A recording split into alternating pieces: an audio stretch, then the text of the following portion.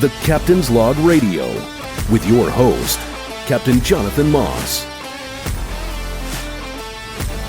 Hey, welcome to the Captain's Log Radio Show. I'm Captain Jonathan Moss. What a great day. Super excited to have you guys along for this journey. I've got Captain TJ Saunders with me. TJ, this is episode number 30. Come a long way, just a short amount of time. I've got a goal for this year, and so thankful to have you a part of it. Episode 30. We're cranking out 3 of these a week. So the first one launches here.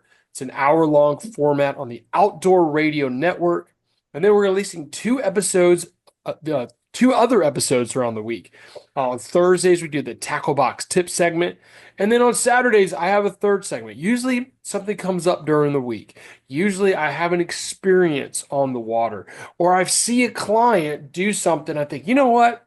I need to talk about that. So our Saturday segment is usually something different, something a little more fun.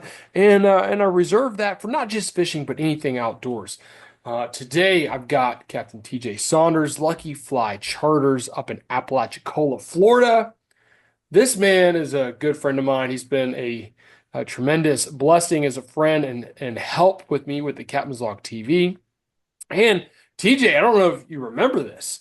You are the reason that I sit on the board with the Florida Guides Association. So I've got you to thank for that as well. TJ, welcome to the show, man. Are you thanking me for that or holding that against me? You know, I could go both ways. It depends on the meeting. But That's most right. of the time, I'm very thankful to be a part of the group, and some really good things have happened because of the Florida Guide Association. And we had Captain Bobby Woodard on a couple weeks ago, and he also sits on the board with us. And we've had Captain Travis Thompson on the show, and he also sits on the board. So I'm so thankful to be surrounded by such great outdoorsmen from hunting and the fishing side there on the FGA. And I'm sure these gentlemen said the same thing, but we're blessed to have you on the board with us. Thank you. When your region seat was opened up, I couldn't think of anybody better for that spot. And I'm glad you're a part of it. Oh, well, thank you, man. I appreciate that. So TJ, tell me about fishing. Tell me about your area. Let's start with where you're located, and let's talk about your guide service. But I want to find out about, your fishing career. How did it all start? Let's start with that. How did you get into fishing to begin with? Well, I was blessed to grow up in a Coast Guard family, and we lived everywhere for 2 or 3 years. And a lot of it was spent around the water. I like to joke that I captained my first vessel in the 4th grade. We were living in Panama City, and we had a canal behind the house, and I would bass fish in the canal, and there were some docks and some structure on the other side of the canal that I couldn't cast to because I was 4th grade. I was a young kid. I didn't really know what I was doing, but we had a kiddie pool, and the neighbors had a canoe paddle. And I launched that kiddie pool into the canal and proceeded to fish the canal quite often in a kiddie pool with a canoe paddle. And so I joke that was my first captaining experience. We moved from Panama City to Key West, and I lived in Key West for middle school. And it was really a perfect time for me as a young man. I was in middle school. I had the freedom and flexibility to kind of go do my own thing and make my own way, but I was probably naive enough to not know the trouble I could have gotten into in Key West if I wanted to. And all I wanted to do was fish. We lived on one of the Navy bases there. Our house was directly across the street from open water. I would pedal my bicycle home from school as fast as I could, grab a fishing rod, and off I went. And when it got dark, I showed up at home. That's awesome. And I spent most of my weekends. I was that kid running around the docks, scrubbing boats for $5 and throwing out fish carcasses, and just wanted to be around it. I loved it. I was completely immersed in it. Around that time, my family every year took a vacation to Captiva Island, which is on the southwest coast of Florida near Sanibel. Yeah, one of my favorite places. And I don't think there's ever been in the history of the world a teenager that woke up at 6 o'clock in the morning on vacation to go walk the beach and catch snook. But I was that teenager, Yeah. and I moved to Tallahassee, just to the northeast of me here to go to college. Came down and fell in love with the place. The water, the opportunities, the different fisheries. We have creeks and marshes and flats and offshore, wreck fishing, bottom fishing, blue water fishing if you're brave enough to go far enough. And I fell in love with the place and always wanted to be here. Uh, Learned a lot guiding here. Learned a lot from other guides, other mentors of mine that showed me around and taught me things.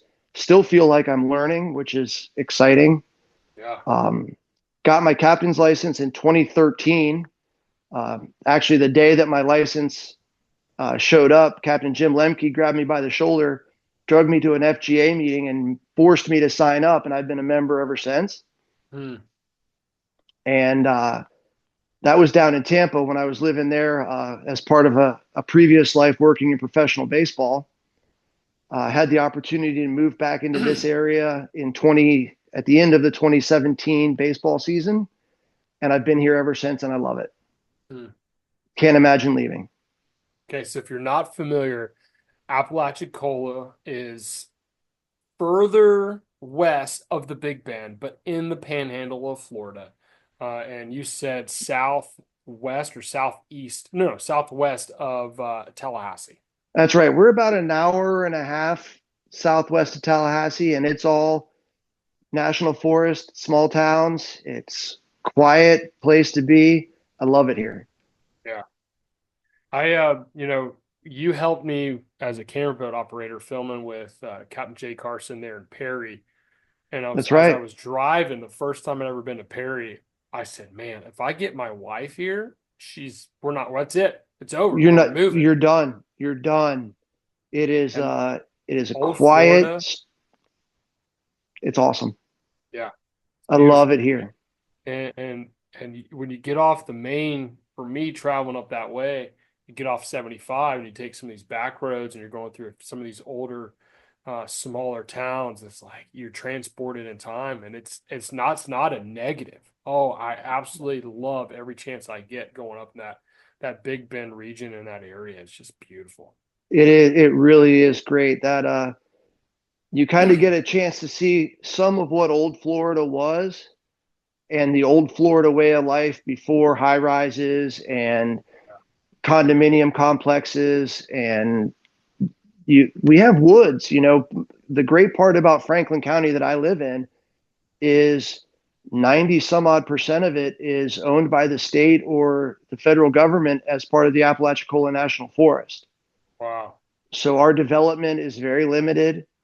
Um, we have great outdoor opportunities here from up the river and bass fishing to offshore, inshore fishing, our islands. It's just a slower, more comfortable pace, and I've really kind of embraced it. Love it. So with your charters, you are predominantly inshore species throwing fly and spin. That's correct. We target in our summertime, like most people around the state, we target tarpon, and we have a wonderful tarpon fishery in the summertime that kicks off kind of mid-May, and we fish them hard through July and still have fish into about the second week of August for fly opportunities. We can spin fish them probably until the middle of September before the numbers really start to go down. Hmm. And these are traveling fish. So these fish are going west. We have right ways and wrong ways. Our east to westbound fish, we call them the right way fish, but we early season we have wrong way fish, west to eastbound fish. Huh. And at any given point in time, especially early season, you really have to have your head on a swivel and be prepared for the possibility of both. Yeah. Why are they going the wrong way? Why are they going the opposite? You would think that they'd be traveling and then they turn around and migrate all back. You know, I wish I was smart enough to answer that question. The best I've come up with is that we probably have some of the bigger fish coming out of Mexico around through Texas that are going to meet wherever they meet up for that spawn, and they Hmm. pass through our That's region. that's that makes a lot of sense. We have the Bonefish Tarpon Trust has done a lot of good work with studying with their tagging programs, and some of the fish that have been satellite tagged have run that gauntlet from Mexico around Texas, Louisiana, Yeah. Mississippi, Alabama, right into my back door, and made the run back. So it's not impossible that's just part of their program. Well, I know they've got to be much happier when they get to Florida waters because then they're safe. And they're not safe in all those states. And the BTT has done a lot of good, but there are still states where you can kill a tarpon. There's still places where they kill tarpon and they hang them up and showcase them. And It that was something that was big in the state of Florida. But now, the state realizes that tarpon are a high dollar fish. So many people, I get calls for it. I got someone call me the other day wanting to catch a tarpon. It was 35 degrees outside and they still wanted to go chase tarpon. I'm like, there's no tarpon around. Like, there's a the couple tarpon. like little juvies, but man, they're so cold. They're not going to eat. They You don't. can work your way a little further south end of the Space Coast, getting closer to Melbourne. There's some creeks where they're hiding, but those fish are so cold. Like, come on, man. So they are such a high dollar fish. So many people come to Florida to chase and catch tarpon that they're protected. And that's a good thing, man. That's a really good thing. It's a very good thing, and it boggles my mind to think that here we are into 2025, and we still have a fishery that permits the killing of a non-food fish, of a purely sport fish, for no good reason. I don't understand it. It makes no sense to me. And I hope that those states, Louisiana being the highlight of those, kind of comes on board and says, "Hey, we've got to do something to protect these fish." I know Bonefish Tarpon Trust is working on that. They've done great things throughout the state and in the Caribbean basin as a whole. And I hope they continue to work on that and protect these fish throughout that whole region. We get back more fishing here on the Captain's Log Radio. This is the Captain's Log Radio with your host, Captain Jonathan Moss. We'll be right back.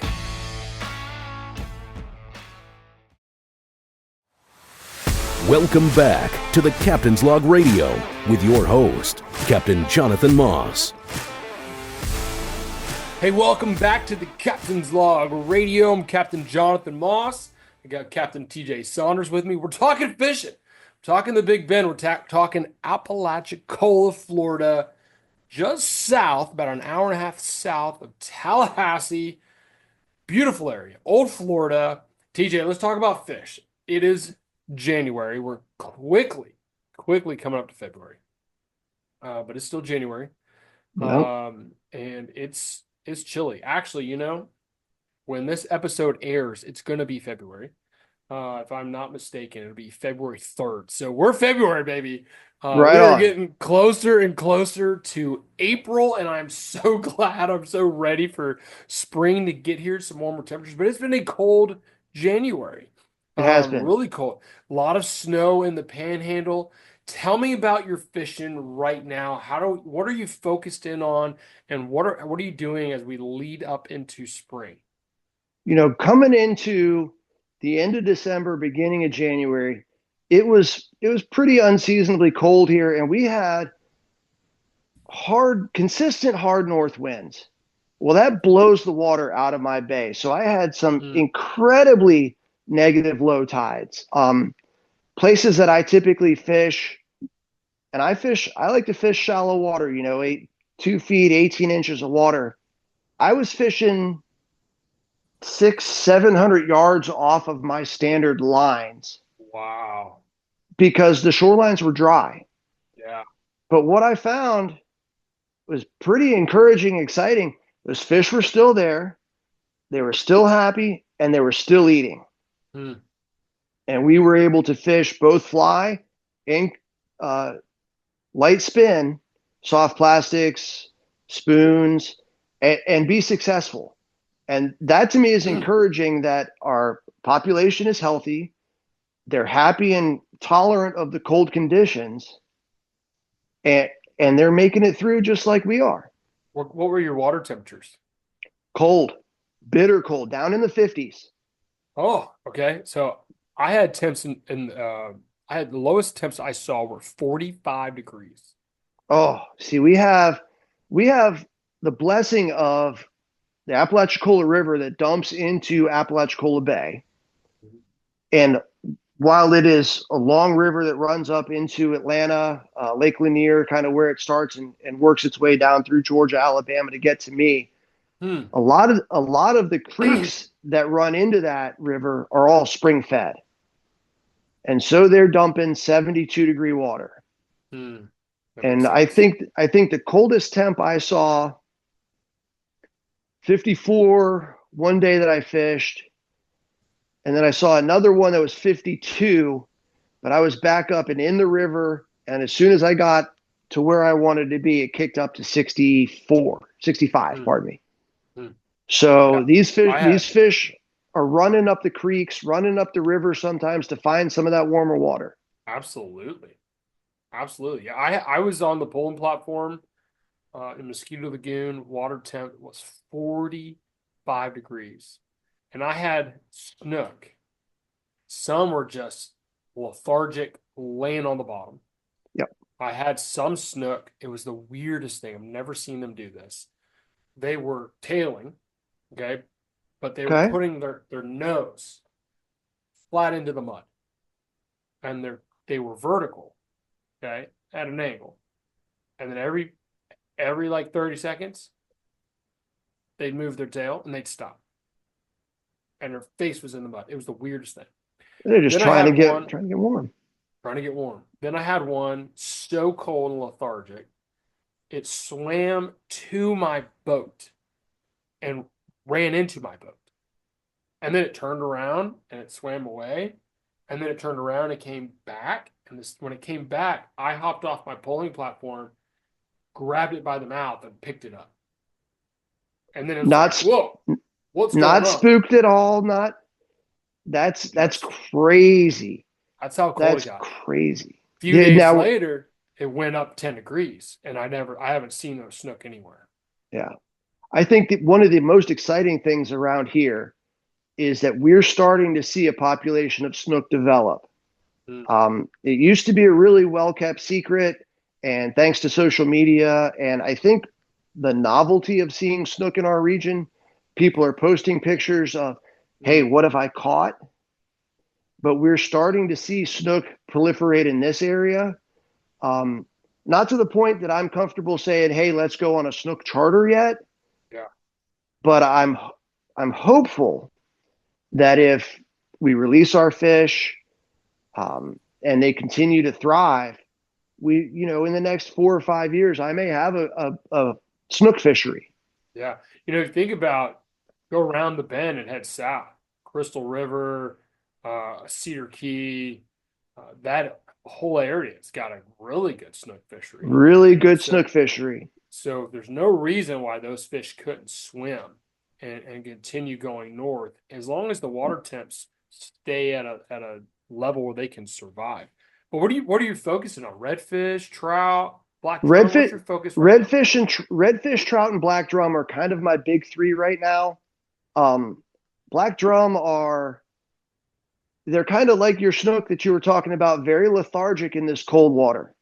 They're not as active, it seems. I don't know why. Give it another 10 degrees and they are covering up my oyster bars.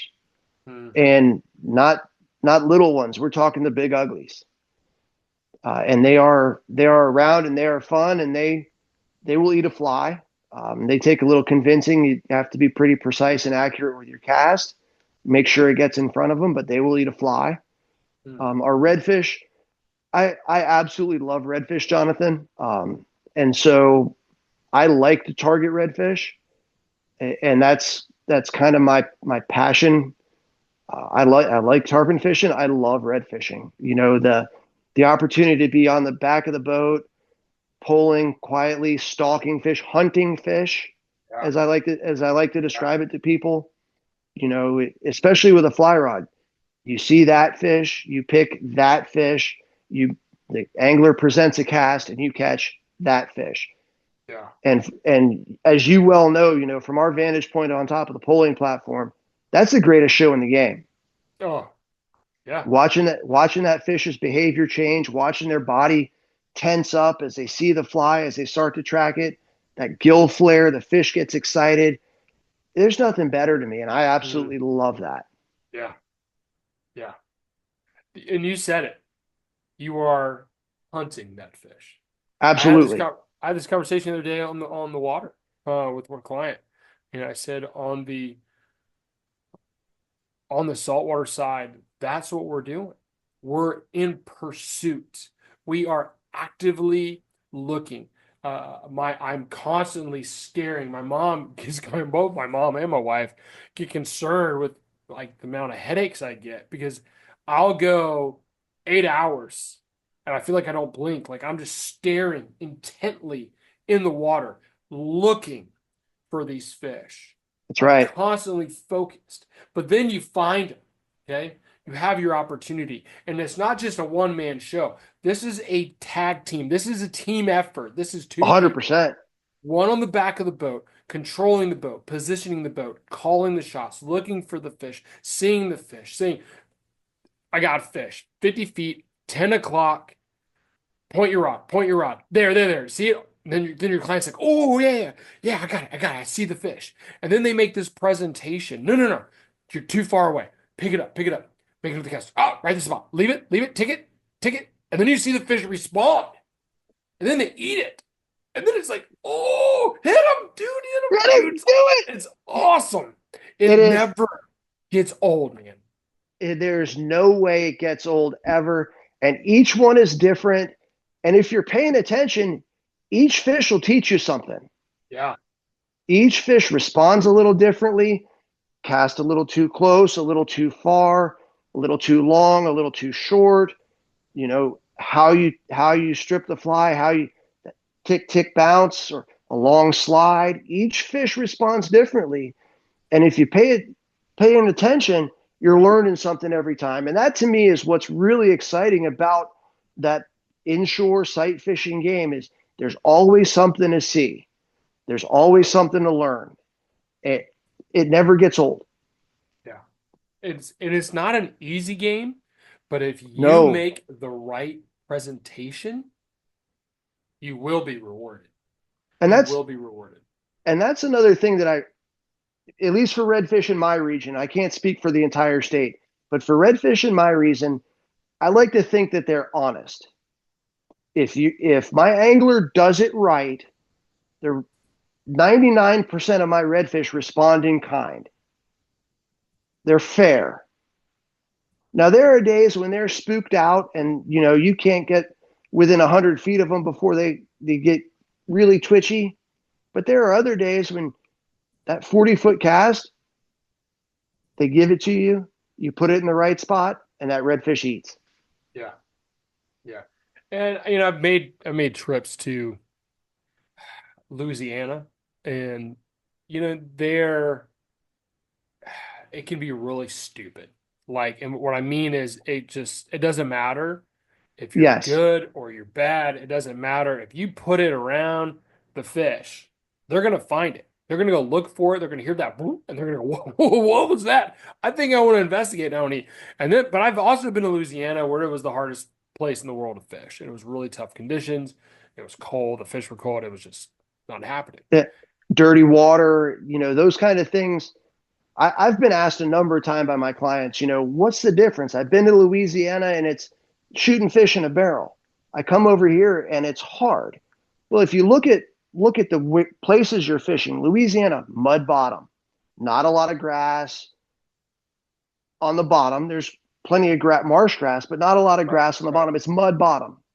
Right. And so those fish have to work hard to find something to eat. So you present a fly and it plops a little close, they're going to investigate. Whereas in Mosquito Lagoon, your fishery here, lush grass flats. Those fish can pick up on crabs, shrimp in the grass, and they can be a little bit more selective because they have more opportunities to feed. Yeah, absolutely. Hey, listen, we've got more to talk about. I want to go more in depth with fly selection, with lure selection, and we'll talk about gear, rods and reels, and different sizes. Hey, but we're having a great conversation with Captain TJ Saunders from Lucky Fly Charters up in Apalachicola. When we get back, more. TJ, this is Captain Jonathan Moss, and this is the Captain's Log Radio Show.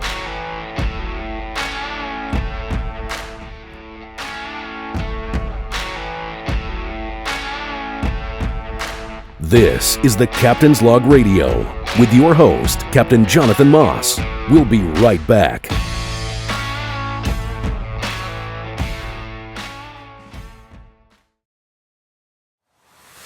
Welcome back to the Captain's Log Radio with your host, Captain Jonathan Moss. Hey, welcome back to the Captain's Log Radio. I'm Captain Jonathan Moss. I got Captain TJ Saunders with me today. Before we continue, you know the deal. I want to know about you. I want to know where you're fishing. I want to see where you're catching. The only way I can do that is if we communicate on social media. So hit me up. Follow along at the Captain's Log TV on Instagram, Facebook, and of course on YouTube. We're releasing 3 shows a week. Plus we've got so many, 60 full-length TV shows. Go and check everything out on our website, thecaptainslogtv.com, or on YouTube. Make sure you're subscribing, hitting that bell at the Captain's Log TV, and of course on Facebook and Instagram. So many good things happening over there, but let's connect. Hit me up. Make sure you're following, liking, subscribing. TJ, let's keep this conversation going, buddy. Yes, We were sir. talking throwing fly. We were talking about redfish before we went to the break. We were talking about making that right presentation. Let's talk about rods and reels. Let's talk about fly. What is your go-to? For me here in East Central Florida, I'm throwing anywhere from a 6 to an 8 weight. Are you changing anything like that? What's your go-to? For clients, I'm having them throw an 8 weight. It seems to be a pretty good all-arounder. It seems to be a pretty universal rod that most folks are comfortable with and can handle. Has the backbone to punch into the wind if we need to. I personally, when I'm fun fishing myself, 7 or 8 weight usually, depending on the wind conditions. For flies, I fish personally as small as I possibly can until the fish tell me otherwise. I like to throw something on maybe a number 4. I tie my own flies, and so I've got a couple little shrimp sliders that I tie that are pretty small. Number 4s, maybe a number 2. I think they're easier to cast.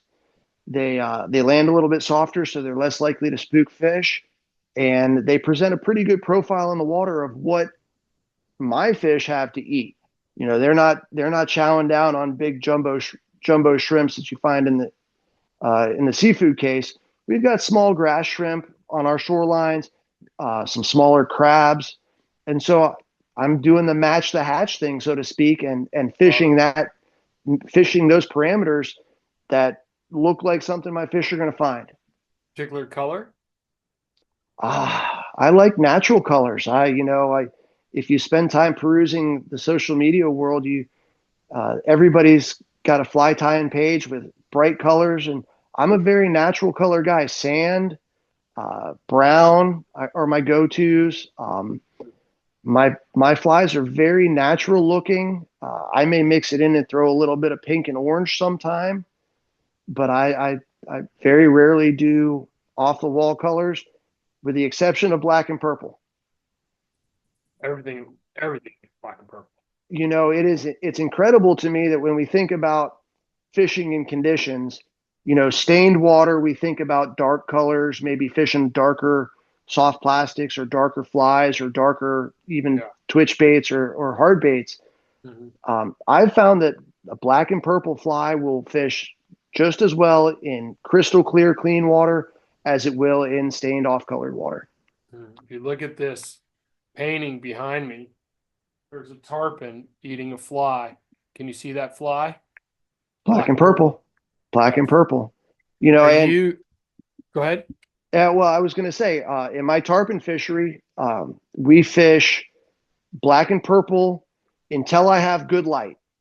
Hmm. So, you know, if we're on the flat right around 6:30, 7 o'clock, and until about 10 o'clock, I'm throwing black and purple, and then I switch it up to some secret sauce. Hmm. Hmm. Are you And throwing any lead eyes on your redfish flies? yes, I use small. And again, this is probably for my fishery and the way I fish my fishery, you know, like I said before, you know, 24 to 18 inches of water, I'm doing small, sometimes extra small or maybe medium bead chains. I think the heaviest Hmm. lead eyes I tie with are mediums, with the exception of a few places I'll go fish where I have to fish into maybe 4 feet, and I'll have a handful of flies with large leads. Hmm. Okay. Yeah, I'm typically a medium to large Really? with the flies I'm tying. I like size two hook, Mm-hmm. and this is a hook that they don't make anymore. And when I run out of this, I've got some owner hockeys that I'm gonna be tying with. Good hook. But this is a an old Eagle Claw Billy Pate hook, and it's a size two. Yes. And I've tied hundreds of flies with this particular hook. And like I said, in fact, I bought that pack on eBay a couple of years, maybe like a year and a half, 2 years ago. Um, there was a guy, he had like, you could buy like a pack of 10, and he had like, I don't know, 200 of them or 300. I don't know. I was like, I want every one of them. And he's like, what? I was like, I want every single one of them because they don't make them anymore. That's I've right. never had one break, and they're great for our inshore redfish, snook, trout, black drum. So I've done a lot with that. I've got a friend. He's actually the one who taught me how to tie. His name is Scott Hennett. He is unbelievably, incredibly talented fly tyer, and he does it for fun. And he ties a crab pattern called the Sigmund, and he taught me that fly. And I have caught more redfish and had clients catch more redfish on that particular fly than anything else. And so for me, it's a confidence bait. And same deal, natural colors. That's right. I'm using a lot of olive. I tie it with rabbit zonker, Mm-hmm. and I'll put some chenille in the belly, orange chenille, so it almost looks like an egg sac on this Yes. particular crab. But it's a very natural looking bait. In fact, at iCast, um, several years ago, they had this is when IFTD and ICAST were together doing the show. That's So right. they had a fly fishing segment or a fly fishing zone. They still do fly fishing stuff, but it was a little bit different then. Anyways, they had a fly tying competition, and Bob Clouser was one of the judges. Andy Ranzetti was one of the judges, and I tied. You were given a station. Everyone had the same amount of material. Everyone had the same vise. You had like 10 minutes to tie whatever you wanted. And I tied that fly. And in the middle of it, they introduced a secret fabric, secret material that you had to add into your fly. And it just Uh-huh. happened to be, it was an orange teddy bear, but it was orange and it was perfect because I tied that fly and then used that orange for that egg sac. And I didn't win. Okay, I made it to the final round. I didn't win, but Bob Clouser came up to me after and said, I love your fly. And I was like, "Oh, well, it ain't Nice. my fly. Like my buddy Scott is the one who designed this, and this is his pattern." He's like, "But I love it. That was a very nice tie." And I was like, "I don't care if I didn't win." Like the man who because designed the That's it. Clouser minnow just said, "Hey, it was a good tie." So I took a lot from that. Heck Um, yeah. there's something there's something very special, for us for what we do, to be able to create a fly give it to your client, and then have them present it to a fish and watch that fish react and eat that fly. That's super special, man. Absolutely. And I think that's part of the allure of tying flies and fly fishing in general is, we sit at our vices and we look at our material selection, and we pick out the pieces we want and we assemble the fly, and we have confidence in some form of fur and feathers that we spun around a hook that a fish is going to eat it. When you look at it on paper, it's insanity to think that that would work, and it does, and that's what makes it special. And you spoke a second ago about confidence flies, and I think that when you have a confidence in a fly, your client has confidence in a fly, they end up fishing it better. 100%. And that goes a long way. And that probably is why I have incredible OCD when it comes to my fly tying. Everything has to be just right. The fibers have to be in the right place. The feather has to be the right color to match the body, to match the tail. But when you pick it out of the box and you tie it on and you hand it to your client looks at it and he has a smile on his face instead of that, man, I don't know if this is going to work look. Things are going to come together and work out. Yeah. Oh, absolutely. Absolutely. It was tarpon got me into fly tying. I was a poor college kid, Yes. and I had my dad got me my first fly rod. It was an Orvis bat and kill combo. He got it from the Fly Fisherman, which was a shop here in Orlando, which doesn't exist anymore. It was right across from Lake Ivanhoe, which is right in downtown. And he bought me this combo, and he got me a hour-long lesson because my dad knew how to throw fly, and but he wasn't that good at it, but he still caught fish with it. And so he got me this rod. Then fast forward to me being in college, picked it back up again because I caught a lot of fish on fly as a kid, but I did a lot more fishing with my spinning rod. Get in college, and I pick it up again. I have a TFO combo because I was up in Tennessee and that Orvis rod broke and it broke my heart because I got it as a kid. I still have it, even though it's broken. I didn't want to ship it off because you ship it off, you get it back. It's not the rod that my dad gave me. No. But anyways, I bought this TFO rod and I got really into chasing tarpon, little guys, juvenile, on foot. And I was a poor college kid and I bought a fly. I bought one gurgler. Okay. And I got a lot of activity from it, a lot of response. Hadn't landed one yet, but had one eat several times. And I went fishing. This one fly. And I threw this fly into a fence. It was an unbelievable cast. I mean, it was beautiful. And I would have gone in and got the fly, but there was an alligator right by the fence, and the fence was like in the middle of the water, like it went down into this body of water. And I tried, and it broke off. Okay, and I said, forget it. I paid like $10 for that stupid thing. So I decided I was going to learn to tie. I'm going to have to tell you the rest of the story when we get back from break because we're quickly running out of time. This is Captain Jonathan Moss, Captain's Log Radio. Yeah. We will be back really quick. This is the Captain's Log Radio with your host, Captain Jonathan Moss. We'll be right back.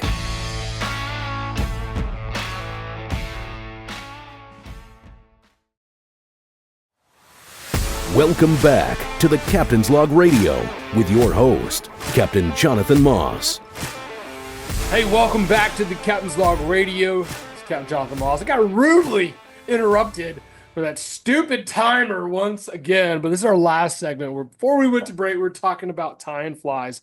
And TJ, I tell you, you know it. You know as good as I do. When I lost that fly, I said, forget this. I'm going to go to the store. I went to Bass Pro, and that's where Scott worked, who taught me how to tie flies. And I bought a vise, and I bought like $500 worth of material. I didn't save any money that day. I spent a ton of money on that day. But it got me into tying flies, and Scott was teaching every Wednesday night was teaching a fly tying class, and Yep. I went religiously. I went every week, and you sit around a table with like-minded people, people who love to fish, people who love to tie, people who have their own stories, and we all have this. It doesn't matter what kind of day you're having. Everyone comes to that table. Everything just kind of gets checked at the door. We sit at our vise.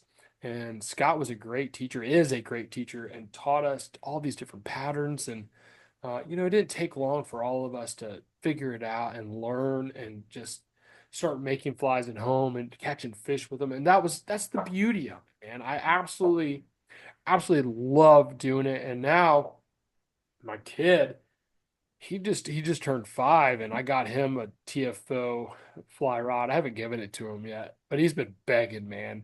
He sees me out in the yard throwing, or he sees the Captain's Log TV show, and he's like, "Dad, I want to do that. I want to do that." I'm like, "Oh no, I know soon." I That's feel right. like once the dad from The Lion King and Simba's like, "I want to go experience that, Dad," and he's like, "Not yet, son, not yet." That's how I Not feel. yet. That's right. but You got but to, soon, but soon. Let's transition a little bit. We haven't touched on the spinning side. If you are not a fly angler and you want to show up to your area and throw spin, what are you doing? What are you chasing? How are you doing it? What are you using? Give me the details. man, you know, you want to throw a spin. The opportunities are pretty endless. We can fish in the creeks, especially this time of year, fishing up the river and in some of the creeks that are the tributaries that are around the river and in the head of our bay here. Deep water creeks with jigs and soft plastics for big speckled trout. Um, with the right wind, the redfish get up in that bay, up in those creeks as well. We can work the flats with soft plastics, jerk baits. Um, I'm kind of religiously attached to the gold spoon. A spoon in and of itself has caught more fish, I think, everywhere than any one other lure. And when I start a spin trip, we usually start with gold spoons because we can cover a lot of water that way. Yeah. You have an angler or two on the boat, and both of them throwing a gold spoon off of either side. I can pretty much get dialed in at the depth the fish are going to be at pretty quickly with one guy throwing on the deeper side, one guy throwing up the flat, and as soon as you find them, we can transition to throwing jigs. We can transition to throwing jerk baits with bass hook. It just kind of depends on what the angler wants to do. I think everybody wants to catch fish. It's fun when you get those guys that say, "Hey, I want to do it like this." Cool. Let's go try that. We have plenty of opportunities. I have an area I like to pull and fish that I could pull for almost 7 hours probably from one end to the other and fish flats, sandbars, oyster bars, marsh creeks. We have some dock structure up and around the corner to the west. It really provides some beautiful opportunities to do a lot of different things Mm. throughout the day. And I think one of the things that for my spin guys, especially in the late summertime, is our triple tail fishery. Mm. That's something that I like to kind of protect a little bit because it's gotten harder as pressure has come onto those fish. But if you look in the IFGA record books, three of the fly rod world record triple tail have come out of my bay. Really? Hmm. Wow. I would never guess that. And there are there are two instances this past late summer, mid September time, early fall, where I broke fish off that would have pushed those numbers up. Wow. And Mm. I've got a buddy who lives to the west of me over near Panama City. His name is on two of those records, and Mm. he is very adamant about bumping those numbers up and doesn't care if my name goes in the book with him. So Cool. that's on the slate for this coming September for sure. Oh man. You're talking triple tail in the 20-pound range, 22-pound range. Are they typically like floating on a buoy or? Yes, they are. They're like triple tail too. They're going to be around structure, and our bay is very productive for that, to the point that a lot of the other chartermen actually go out and sink their own fads, and you can find them. You can fish them around the crab trap buoys, and they're here. They are, and there are some big ones. Very cool. Very, Yeah. very cool. So continuing with the spin, are you think typically like a 7 foot medium setup? What do you like to have your clients throwing? I like a medium light, 7 foot, 7.6, something with a faster action, gives you a little bit better range and a little bit more backbone to fight a fish. I think you can step down that line test a little bit. I fish 12-pound braid, Hmm. and I run to 20-pound fluorocarbon Okay. direct connect, FG knot or uni, depending on how fast I feel like tying it. Yep. And I think we've all gone to tying a standard loop knot, and I learned one here last summer. I got this from a buddy of mine up in South Carolina. It's called the Canoe Man loop, Yep, I know it. and it is probably the easiest, fastest loop knot I've ever tied. Yeah. And I've tied it from redfish to 130-pound tarpon and haven't broken it. So I've adopted that as my loop knot, and it works quite well. And I like that knot because you can control the size of the loop with your tag in, Yep. and that's my setup. And if I'm not mistaken, I made a video on that knot, man, um, 10, 12 years ago Really, on how to tie that knot.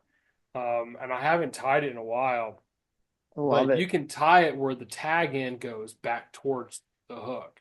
So if If you're you tr- That's yeah, right. so If if you you're tie bringing it it right, the tag end always goes back towards the back end. back. So the importance of that is if you're bringing it through grass or if you got floating debris, whatever, the tag end is going backwards so it doesn't get fouled up. And that's a huge plus with that knot.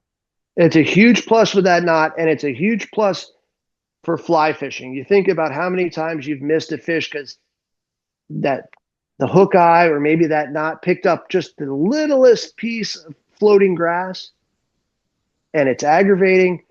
Every advantage you can take to make that less likely, I think anglers everywhere should take advantage of it. And Absolutely. that knot was a game changer for me for that reason. I tried it with tarpon, and my tarpon leaders are, I'm using a 40-pound fluorocarbon bite section, and that knot ties great with it.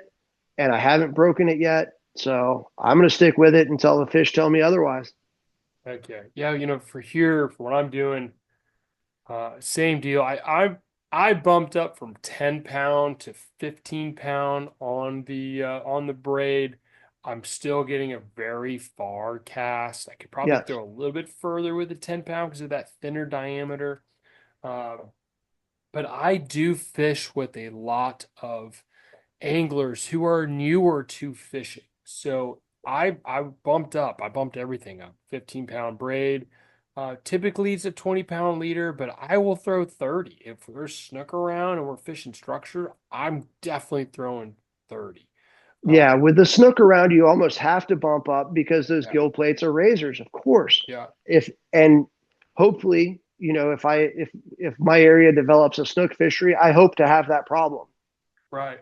Yeah, I tell people all the time, my job is for you to catch a fish, for you to get the fish in the boat. And if I have a failure because of something breaking, um, then that's a problem. That's on me. So I bumped up. I got tired of smart, strong, you know, practiced fish, and they knew Yes. exactly where to go to break you off, whether that be a trim tab or a barnacle covered dock, or mangroves. So it's like, you know what? We're gonna bump up. And I'm doing the 7 foot to 7.6 mediums, typically with a 3,000, 2,500 to 3,000. Florida Fishing Products does make a 1,000 series reel with 20 pounds of drag. It's a great little reel. That Yes. reel has 10-pound braid. I didn't want to go 15. 15 would be too big for it, and it's got plenty of capacity for what we're doing. Yeah, I'll throw that rod. TFO's got a 6.9 medium light. That, man, you throw that a mile. It's amazing. That's a fun setup. If you got kids on the boat, and especially like this time of year, I'll get speckled sea trout bunched up on these troughs. That's a perfect setup, man. absolutely. And I think having kids on the boat is awesome. They are absolutely just in awe of what they're seeing, whether it's the bonnethead shark that's swimming by or the dolphins in the distance. That fishing almost becomes secondary, and when they're on fish and catching fish, Yeah, seeing that the light in their eyes and the excitement, it takes us back to the first fish we caught. absolutely. And for me, there's nothing better than sharing that experience with kids, with a father and his son, aboard the boat. That it's so cool. It's just so TJ, special. if people want to fish with you, where can they find you? LuckyFlyCharters.com. You can Awesome. find me on social medias, both same name, Facebook, Instagram, Lucky Fly Charters. Um, Come on up to Appalachia and enjoy it. I think you'll find that the community is wonderful and the fishery is hot.